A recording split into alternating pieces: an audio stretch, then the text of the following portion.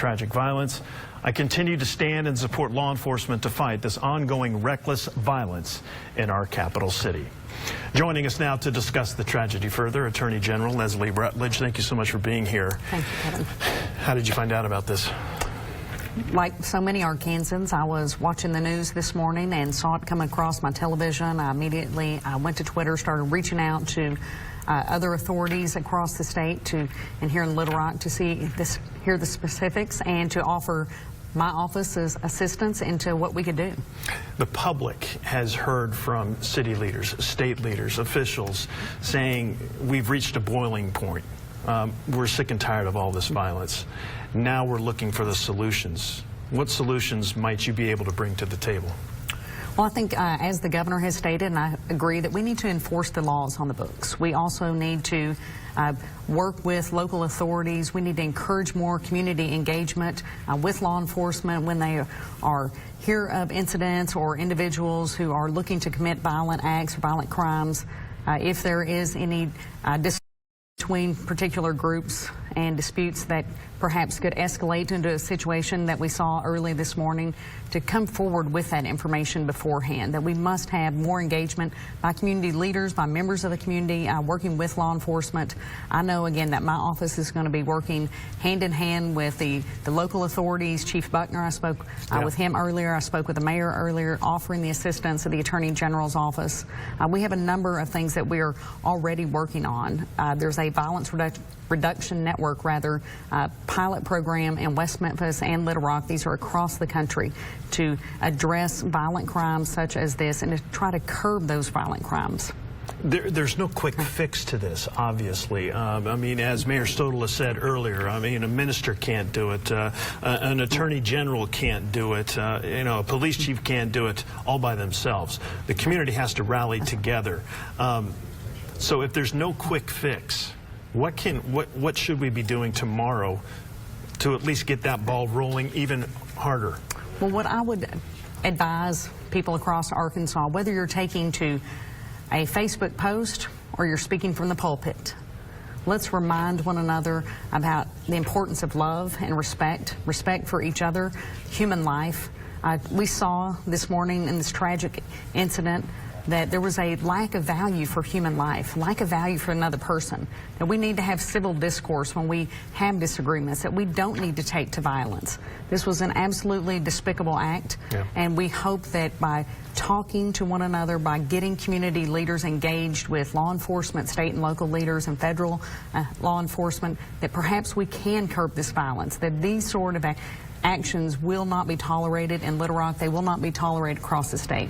Moms and dads deserve to have their kids grow up in safe neighborhoods. When young people go out to have fun with one another, they need to be in safe places. And whether it's an entertainer encouraging violence or those who come to those shows encouraging violence, we need to shut that down. In light of last night's incident, we heard the police chief say earlier today, after further investigation, that one individual was stopped prior to getting inside the club who had a concealed carry gun on him. However, others were able to get inside that club armed with guns. It certainly raises the question of the concealed carry law here in the state of Arkansas as it pertains to bars and restaurants and so forth, where they're allowed to.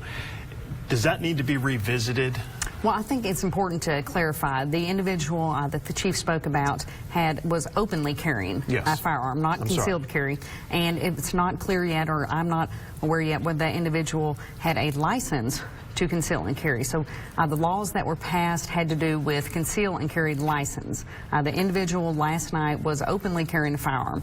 That is still prohibited under Arkansas law. You may not carry, unless you have a specific license, you may not carry a firearm into an establishment that serves alcohol. It's a misdemeanor charge. Nonetheless, it is a criminal charge. Which is why he was stopped. If you do so.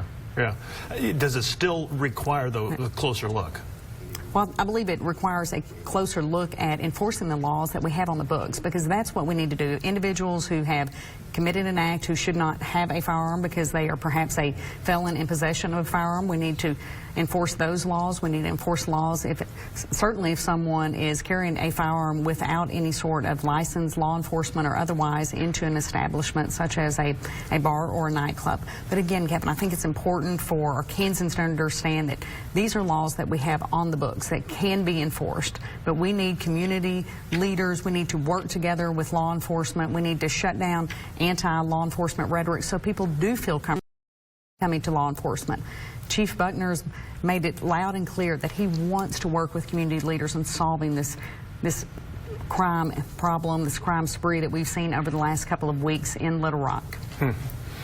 So how do you see this playing out in the coming days? I mean, is this going to be a collaborative effort where you're constantly in contact with the governor, with the mayor, and getting this ball rolling in addition to the police chief? Well, I think it's what will happen is that the evidence will be continued to be gathered. Hopefully, we will have more individuals and know the specific names of those who committed these acts, who fired those shots, who injured those 25 people, the 3 people that were injured as they were trying to leave. Individuals could be looked at, but again, we need to have law enforcement gather information. If there's someone out there tonight that's watching this news report and picks up on information about who fired those shots, who committed these acts, please come forward. This is the time where we need more information so that way we can hold those responsible accountable. Attorney General Leslie Rutledge, thank you so much for being here. Kevin. Appreciate it. I know it's a difficult topic. Well, several